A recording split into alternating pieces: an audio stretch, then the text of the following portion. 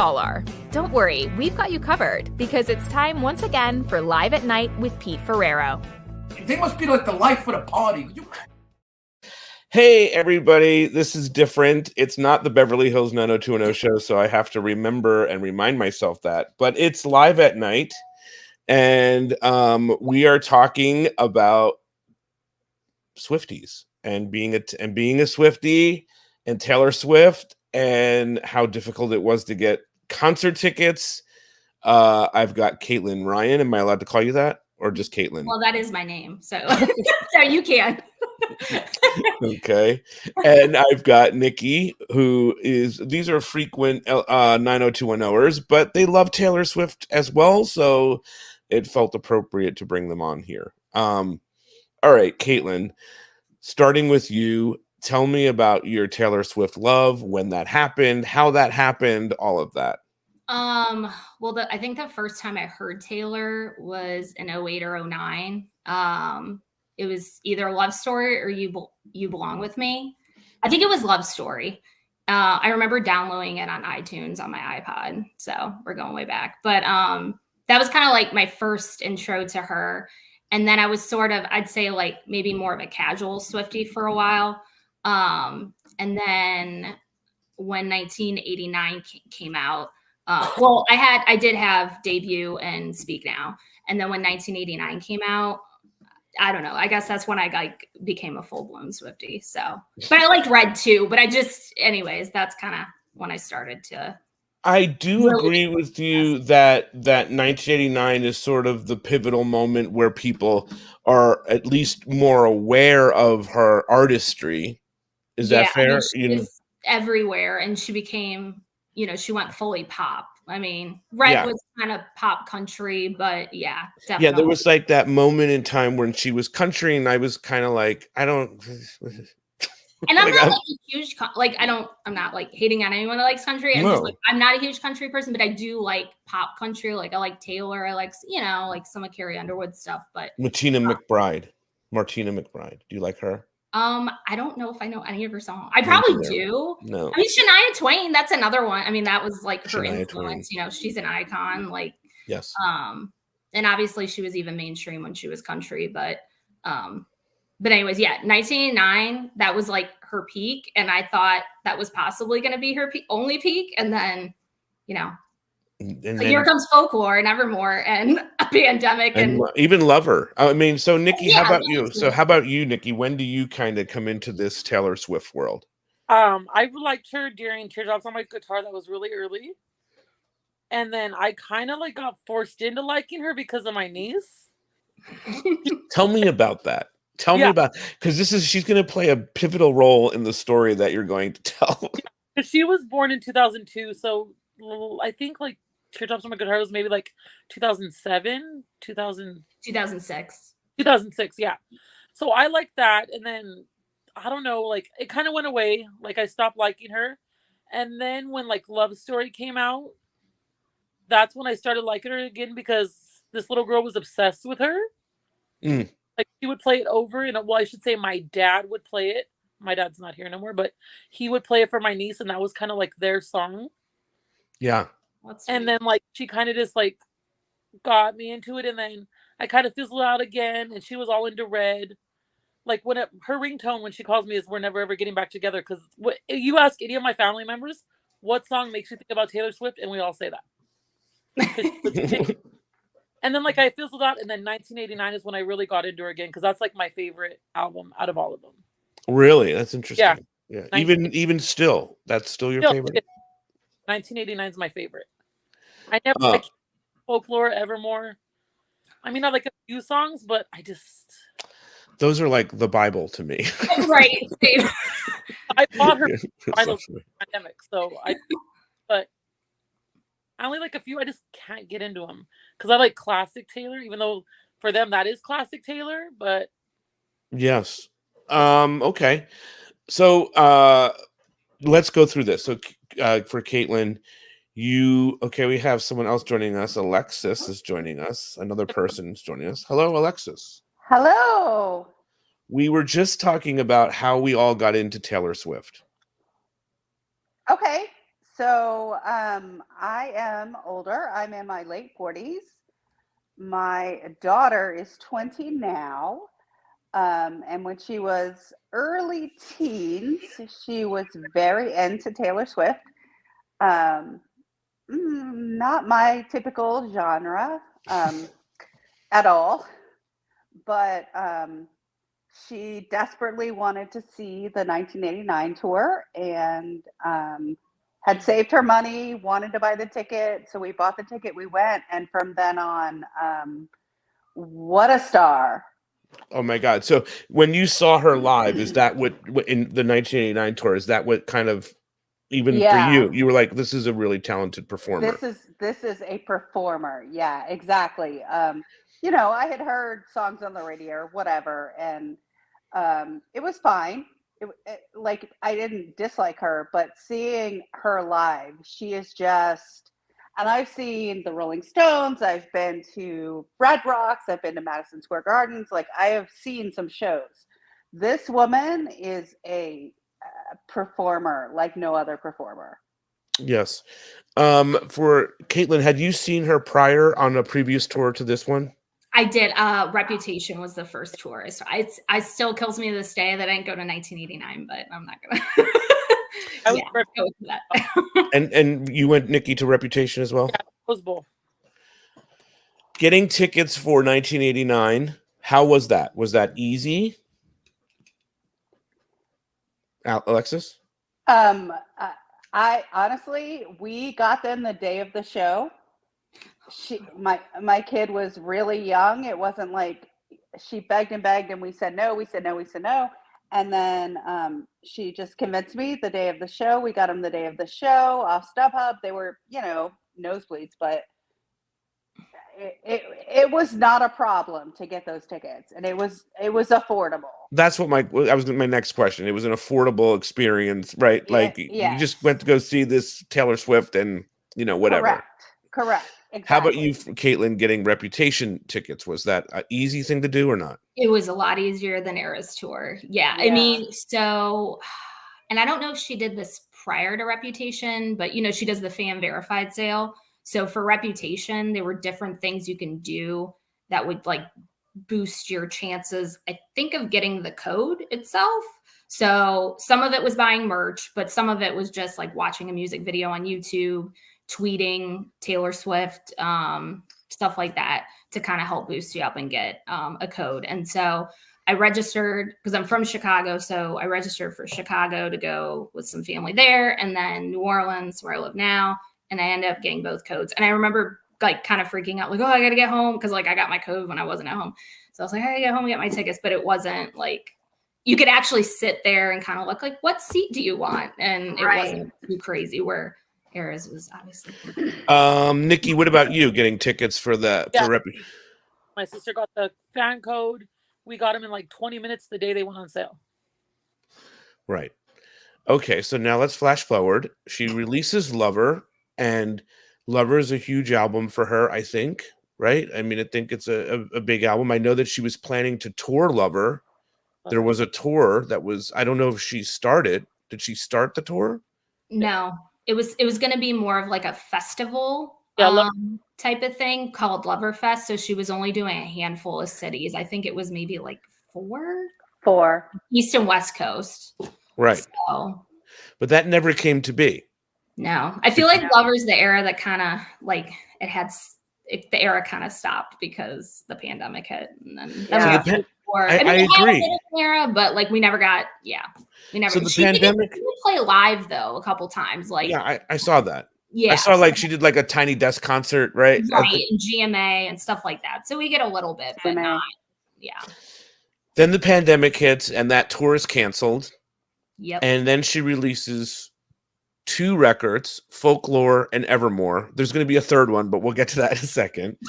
Right. So Folklore and Evermore, I love these records. That's where I really fell in love with Taylor Swift. It was in the pandemic. They were the exact medicine that I needed to hear. It was exactly what I was looking for out of music. I think she was writing about things that I was going through, maybe. I don't know, or at least I interpreted it that way, right? We never really know what someone's writing about. And I loved both of the records equally. I loved Folklore a lot, and then I loved Evermore just as much. So, Caitlin, how did you feel about those two records? I'm going somewhere with this. No, it's great. So the pandemic was obviously it was such an awful time, but Yeah, there were a few peak things, one being the 90210 show thank you. and the other being Folklore. When she announced that she was surprise dropping an album, I was like, she answered my prayer. Like that was one thing I always wanted. I was like, if Taylor did a surprise drop, that'd be awesome. And then also something folksy or acoustic, like that was something I Oh, wanted. so this was what you were hoping for. This is what I was hoping for. I don't even know how you make a request like this. I don't know. I mean, Yeah. you know, Yeah. so when she announced it that morning, I remember, usually I see these things, but my husband saw it first and he came in and told me. I was working from home, obviously. And he goes, Taylor's dropping a new album. I'm like, funny. No, she's not. He goes, no. Like, go check her Instagram. She is. So I remember, when Cardigan came out, like right before the whole album dropped, I listened to the album live as it dropped, talking with other Swifties, and I immediately fell in love. And it was on loop for a very, very long time. It was really one of the only things to play too, because there wasn't a lot of things to play at the time. There was what? It was the best thing to play. Yeah, oh, totally. But I mean, and also there wasn't a lot of new records coming out, so she just kind of found an opening, and the material she was writing about, I thought was really great.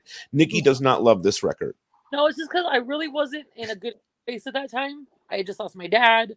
I was working crazy because I was like the only one working in my house because, like I said, I was essential. Yes. And you know what I mean? But you guys, well, the 90210, that was helping me.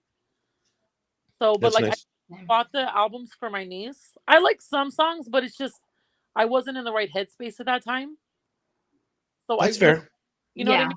I've had other people tell me that they kind of discovered Folklore after the fact because they were like, I'm living through this right now, and it just so that's fair. And it's very different, from her other stuff. So Alexis, what did you think of it? Folklore was great because it was much more my typical, I guess, music. Yes. So it was like not validation, but confirmation that wow, this performer is really special. Yes. To jump genres like that and to drop a surprise album in the middle of a pandemic, like I don't know that anyone else really did that.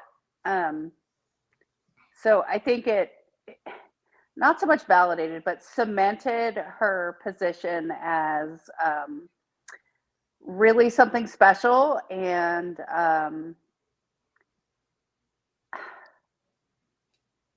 as a performer as well as a worker. Her work ethic really just we're all stuck at home, right? And what is she doing? She's creating creating this giant big new thing. And it's a powerful record. And then Evermore, which comes out after that, and I assume is leftovers and stuff that she worked on, but a really beautiful follow-up to that record. And we're still in the pandemic, even though we were kind of out of the pandemic, but still in it because that's a weird year of the pandemic. And so both of those records are out. Now there's 3 records that have not been toured. There's Lover, Folklore, and Evermore. So you have to assume at some point a tour is coming. But then she decides to drop Midnights just to add one more album. Were you surprised by that, Caitlin? A little bit, but not really, because Folklore and Evermore came out in 2020 and Midnights was 2022. So it kind of went back to her every 2-year schedule. Sure. The only differences between Rep and Lover was 3 years. So it was a little surprised because she just made 2 records back to back and gave it to us. So I was a little surprised. But then I'm like, Taylor loves writing music. She's mentioned that. So I'm not totally surprised. The thing is, though, in between all of this, she's releasing these Taylor versions of old records too. Oh, right. Yeah, exactly. So there is a lot of things being recorded and a lot of things that are happening all at once. All of this to get to a point where Midnights comes out. It's amazing. And now we're at the place where Taylor Swift is going to go on tour. We have, I don't know how many Taylor versions at that point were out. I feel like 2 or 3. Two. Now there's 3. Yes. Right. No, 4. There's 4. Now there's 4. Yeah. So Technically. that's happening. Then there's 4 new records. 3. 4. 3 new records. Well, Lover hasn't been toured either. Lover. Are you Folklore? including re-records as a new record? No. Oh, okay. Folklore. Folklore, Evermore, and Lover. Oh, and Midnights. And Oh, Midnight. I'm So sorry. four new 4. records. And then how many of the old records? 3, we're saying? When she 4. first announced a tour? Or Yeah. 2.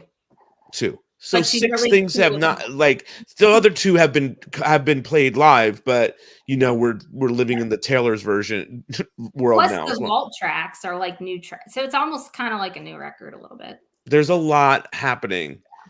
Should we have expected there to be a lot of people that wanted to go see the tour? You know what? In hindsight, yes, because I think a lot of people that wanted to go see this tour specifically likes older Taylor, like Debut, and although she doesn't play Debut, but Fearless and Speak Now and the earlier stuff. So, it kind of tailors to everybody, And it's like, so there's people that want to see that. Then there's people that maybe discovered her during the pandemic, right? Yeah.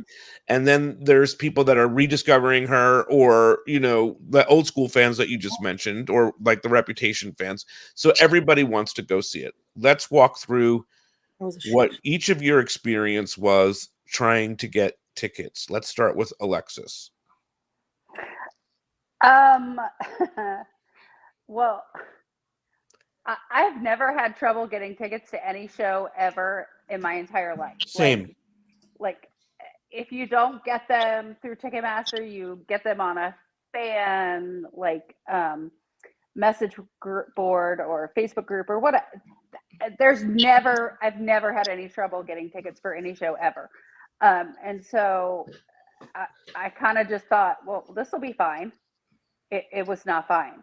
It was not fine. It was, I know how to get tickets. It was such a shit show. There was it was just the entire day. I just sat there fighting and did not, yes. and walked away with no tickets. The end result was that I did not get tickets, and never in my life. Like, I was shocked. My child fully 100% believed, no question, we would get these tickets. There was enough shows. Yeah. You know what I mean? There was like enough dates everywhere. There was no reason not to be able to get tickets. There was no reason. It was just, I've never seen anything like it. It was absurd. It was, I really think part of it is that, like you said, Folklore and Evermore brought on new fans, kind of a whole different group that had never taken her seriously before. I'm one of those people. Yes. I don't want to say that, but not that I didn't take her seriously, but I liked a song here. I liked a song there. Right. I wasn't full throttle. I didn't even want to admit that I liked that song. You know what I mean? And then all of a sudden I was like, no, she's really writing about important things. And those songs are actually really good too. Right. Bubblegum pop has its place, but not everybody appreciates that. And Folklore and Evermore were not that. And so I think we had those fans, but I think also to some degree we were coming out of COVID, and there are lots of people who are maybe not super fans but want to go see shows, just want to go to a concert, right? Yeah. And if there are 3 dates of 70,000 people, that should accommodate the people that just want to go to a concert. But you've got more of those people because of COVID. You've got more fans because of Folklore and Evermore. And then you've got all of the people that have, from Debut on, come on as big fans. And it was just awful. It was awful. It was awful. And I've read that her team had, warned them, and they said, oh, Taylor, it's fine. It's fine. We can handle this. We've been doing this for decades. And I just think nobody saw the perfect storm that was coming. It's almost like, for old school people, like the Beatles decided to do one more show. And everybody being like, well, we did the Stones, so we shouldn't have a problem. But it's the Beatles getting, you know what I mean? Like, it's the hugest artist of all time currently about to do a show in the prime of her career. Yes. So you need to think bigger than what you've been, than the bands that we love, the Stones and the Beat and Paul Solo and all that. Of course, you're going to get tickets for those shows. Right. You know what I mean? You don't have young kids that want to go see those shows too. You know what I mean? It's just a certain group of people. Okay, so Caitlin, what's your process in getting tickets? Let me guess, you just had no problem at all. For the Eras tour? Oh Yeah, no. just kidding. Oh Yeah. god. Well, I mean, I got lucky. So again, like I thought, might be a little bit, more than Reputation this time, obviously, but You do the thing, you put the code in, you did the whole thing. First you got to register for the code. Registered for the and then code. get an email that you get a code. So I registered for Chicago. I got it. We went to Glendale as well with some friends. So Arizona. Yes. Yeah. So sorry. Yes. You're good. So they registered, and my husband registered for Glendale just to make sure like one of us got a code. I think we ended up all getting codes. So yes, so I got a code. I was like, oof. And then Did you guys all get codes?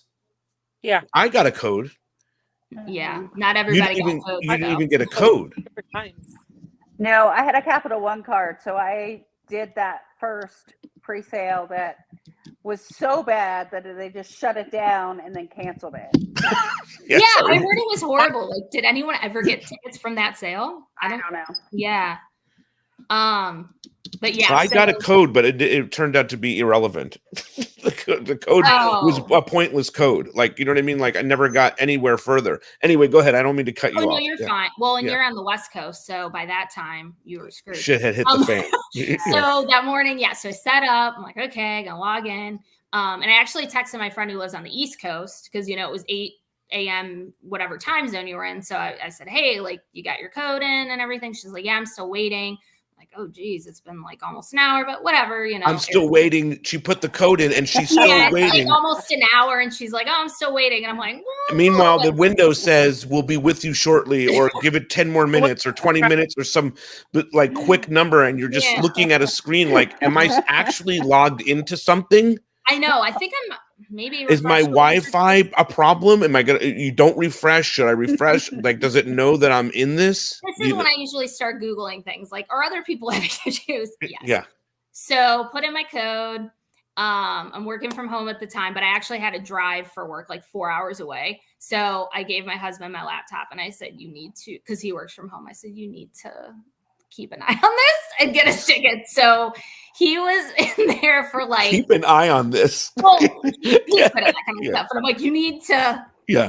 I understand. So I think he was in the queue for like 6 hours, and then he's like texting us updates because it was me and my cousin and like a few other people that went, and he's like, okay, I'm still waiting. Then I finally got in. I'm like, do whatever you need to do. I don't care at this point what the seat is. He ended up getting pretty good. I mean, they were the 300 level, but they were like the club section. So he did get tickets. Yes. So we got 6 tickets for Chicago, and at face value, because people, when I tell people I go to the air tour, they're like, oh, you must have a lot of money. I'm like, no, I bought face value. I didn't buy. People say that to me too. Yes. It was only like $120 maybe per ticket. Oh my gosh. Right. And then our friend got in the Glendale, Arizona queue, and then got in, and then we all FaceTimed each other from where we were, and we're like, whatever you want, like, we kind of had a price range. So we were in the 400 level. There was a little bit of an obstruction of view, but like it was. Who cares at that point? Yeah, who cares at that point? So I'm not complaining. So you did get in, even though the experience was not lovely. You did get in. Yeah, so we got in. We waited forever, but we got in. And then I feel like I shouldn't say this, but I'm actually going next year too. But I didn't get a code. I didn't get a code. My friend got a code for New Orleans. And even told her, I said, if you want to take someone else that hasn't gone, and she said no, she wanted to take me. So I'm very blessed. Oh, that's cool. And I hope to go next year as well. I haven't booked anything yet. You know, I mean, I'm not going to go through the rigmarole of what I went through this time around. Yeah. But go ahead, Nikki, what was your experience? Oh my God. Okay, where do we start? So the morning of the pre-sale, where do I start? Okay, the morning of the sale, we put our stuff in. We're in the queue for about an hour. Then it says, okay, you're in line. And then it crashes. Yeah. Ticketmaster crashed. Yes, I was there. I was crashed with you. I'm back at 3 p.m. So I had to go to work that day. So my boss was like, go ahead, take however long you need for lunch. I don't care. Because he's thinking it's going to be 15 minutes and you'll get tickets. Because why would you not get tickets? For an hour. Then I'm in the queue for an hour at work. In the queue, I get in. Every time I click on a ticket, it's been taken. It's been taken. It's been taken. God, I'm reliving it. Fuck, yes, that happened to me too. I was like, oh my God, we got tickets. And then I go to sit. No. Then that to me was the most stressful. Yeah. Because you thought, okay, I'm going to get through this. And I'm going to get 2 tickets. Right. Anywhere. Yeah. And then you're still not getting tickets. Like, I'm actually like playing a game where I'm like, oh, I can pick here and pick there because there's tickets available. Right. So my niece was completely devastated. We went to the Elton John concert the next day. They were supposed to do the sale that day. And then that morning they announced tickets were completely sold out. Oh, right. They're like sold out. So we checked on all the resales. We weren't going to pay that. So you were shut out too. You were shut out. But we got lucky. But you were at that point. You had no. He gave up all hopes of going. She was devastated. She's like, at least I got to see her in Reputation. But wait a minute. There's a long time before you got lucky. Yeah, this is right. Like this happens first. This was in November. Alexis, at that point too, were you just like, we're done. We're not getting tickets. We're done. No, because we had seen 1989. We had 200 level tickets to Reputation, and then because of a bunch of life got in the way, we couldn't go. And I told my daughter, it's fine. Next time we will be there. Next time she tours, we will be there. Not knowing, that her mom would get sick and she wouldn't do a full tour for Lover, that COVID, So at that point, like, I had told my young teenage daughter, next time she tours, we'll be there. So we had to be there. And to your point though earlier, like, we've been getting tickets for a long time, so like day of, someone can't go. There's always going to be. There's always tickets. There's always a ticket. Yes. The problem was that the resale ticket marketplace was wild. Yeah, I wasn't going to pay thousands of dollars when I saw her once. Yeah. So then fast forward, so that was November. Fast forward to June. This girl kept on adding shows, by the way. Let's give Taylor the props.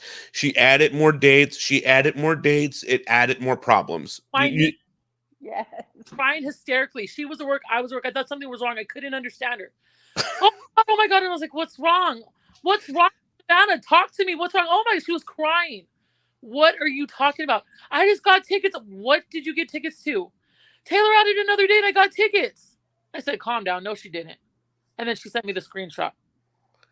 So she did add at that time in November, she added more dates that we also couldn't get tickets for. Yeah, she did. Yeah. But this one that she added so she could announce 1989 because she's smart.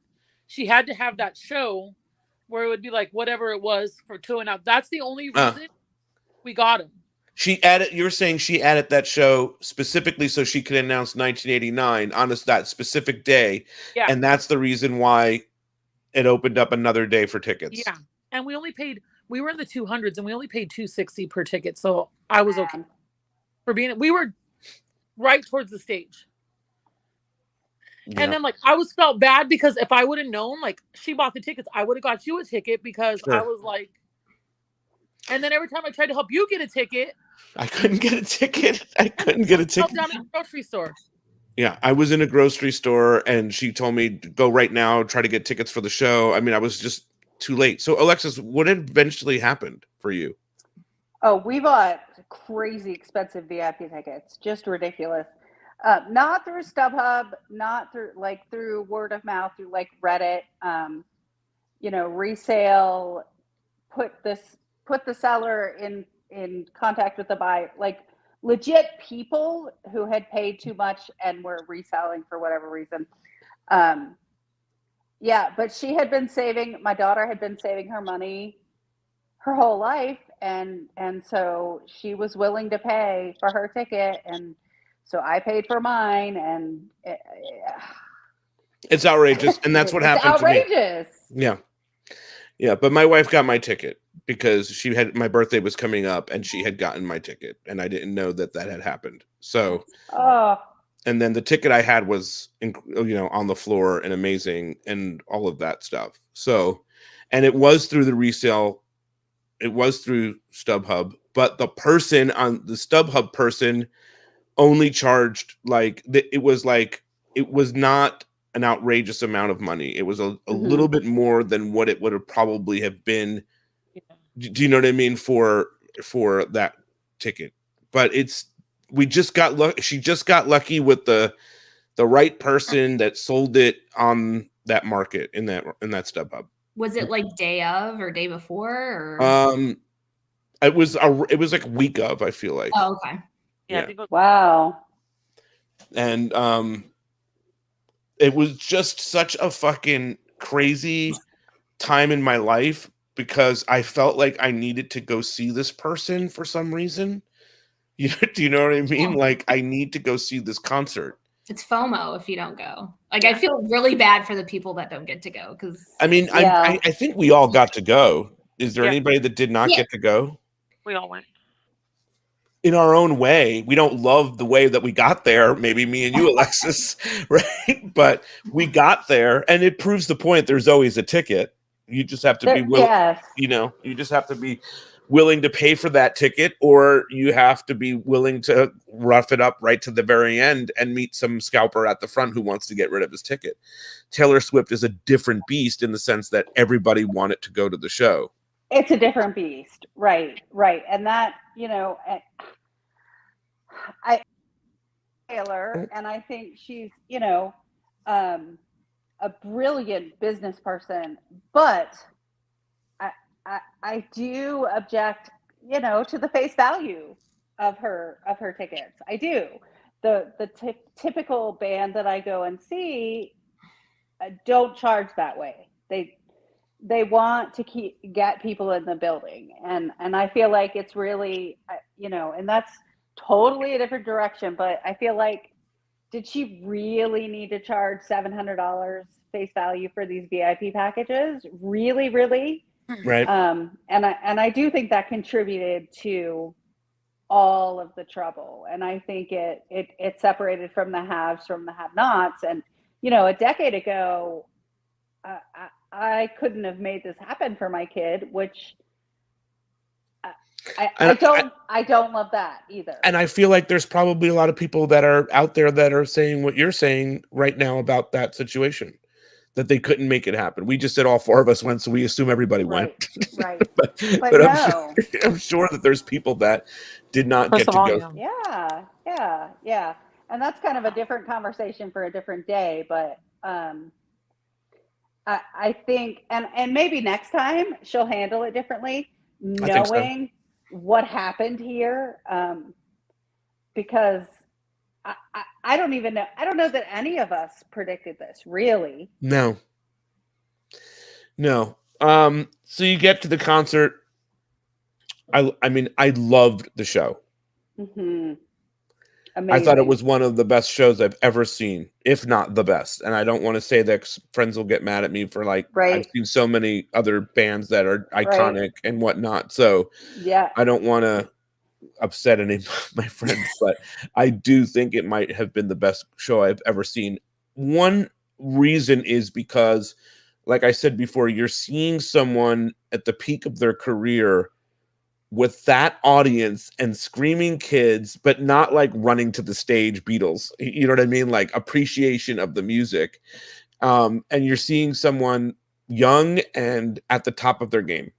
And it was like seeing an act like that, I would imagine. And someone who was just so good. Caitlin, what was your thoughts on the first concert that you went to see of the Eras Tour?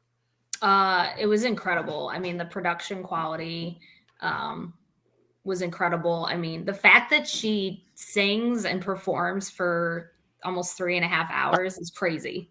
Yeah. With like no breaks in between. So, and she does it for multiple days. I mean, when she did LA, what was it, like 6 shows in a row? I don't know how she does that. I mean, obviously she trains and eats well and all that, but still, like, that's still a lot to do, and then travel and time zones, and yeah. So, but it was incredible. I mean, I loved every minute of it. So, How about you, Alexis? Because you're probably like me, where you were still wrestling with everything that happened getting there. Well, and I saw 2 shows. My first one was National Night 3. So my interpretation of this show, that show is different from my interpretation of like, we also saw her in Pittsburgh, which was just a regular show. So speaking to that, like you, I've been to a lot of shows of a lot of different bands, a lot of different genres. And I don't know if I would say it's the best. It's hard to qualify that. Sure. But certainly the length for a musician of that type, a performer of that type, certainly the longest. And I've seen Fish, I've seen Dave Matthews, like the longest running show I've seen. No true encore, no true like break, and the dedication. It's not just playing music. It's not just dancing. It's not just singing. It's the whole performance, like almost like Broadway. Yes. But Broadway performers, there's an ensemble. Not I was gonna say there's other singers. Right. Right? Yeah. Right, and she just it's just amazing. It's just amazing. You could not appreciate the music or the type of music or whatever, but I don't see how you don't appreciate the performance.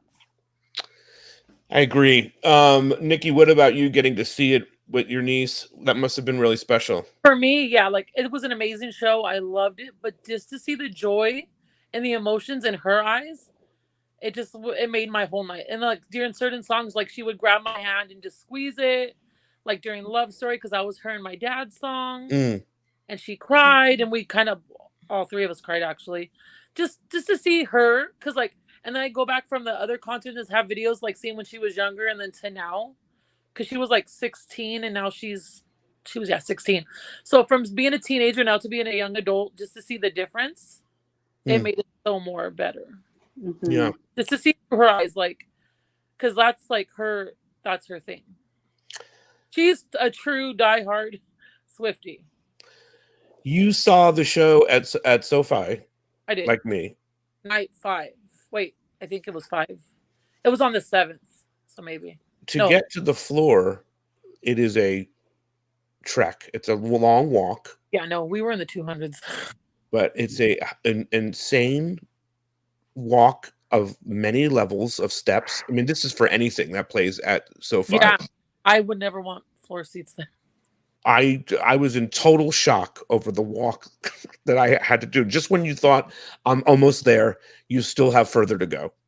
And so that was a little shocking. Then when I got there, the merch table was fucking slammed. So that was like, that was not even in the cards. I thought, I was like, well, that's not happening. I'll get it online. Right. But I did sneak out at some point or a little bit early before the last song and went and got a t-shirt. Yeah, she bought all her merch online before because she didn't want to deal with the lines or like the pop, even like the when the truck was there before. She didn't want to deal with the lines. I mean, there was lines everywhere. It was like being at Woodstock for one artist. Yeah.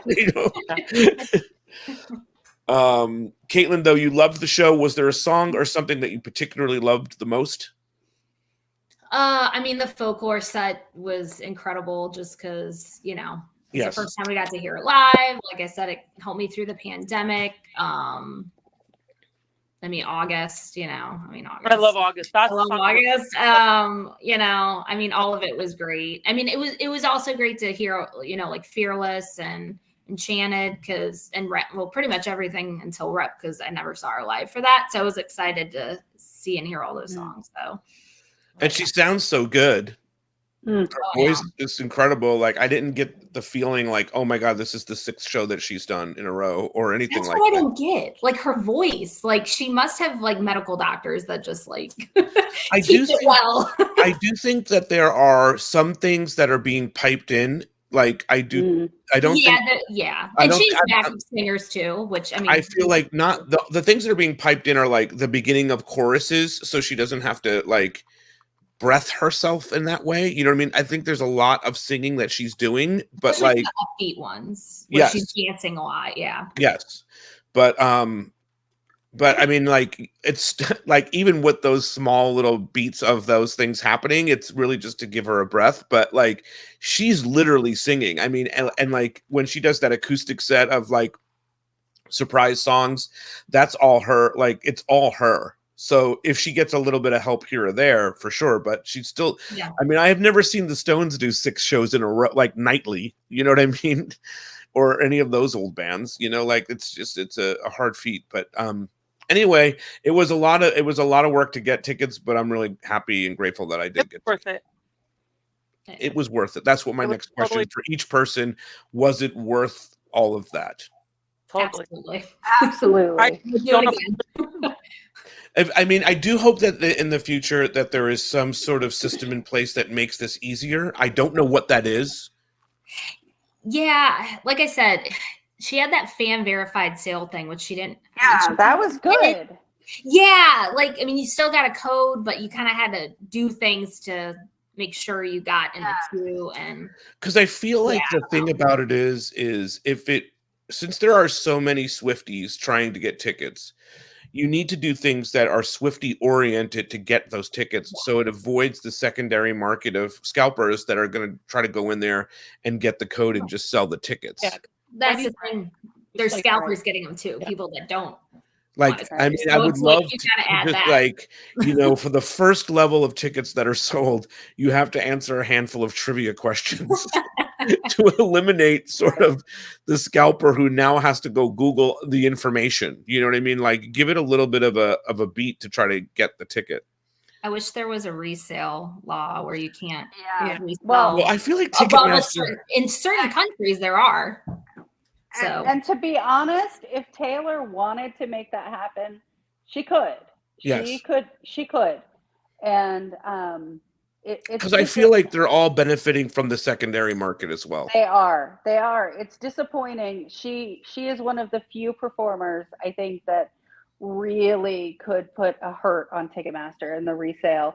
And I'm honestly surprised that she didn't, because given the other things that she's kind of stood up for in the past, this is something that she really, and I just have to think it's because the venues, so many of them are owned by Live Nation, and if you piss off Live Nation, she has no place to perform. Right? Because if she really wanted to, she's one of the few that could. You know, like Pearl Jam back in the day that said, you know, fuck you, Ticketmaster. We're not doing this. I know. She could. She is way more popular than Pearl Jam was then. Right, right. You know? Yeah. And Pearl Jam was super popular back then. So, anyway, guys, this is great. So let's do more Taylor Swiftie conversations. We'll make this a regular thing. I think next time we'll look into an album. We'll focus on some record and just go track by track and dive into it. But thank you guys for joining me here. Thanks. Thank you. Yeah. Thanks, Pete. All right. Nice meeting you, Alexis. It was fun. You were wonderful, by the way. All right. Well, see everybody next time. Thank you so much. All right. Bye. Bye.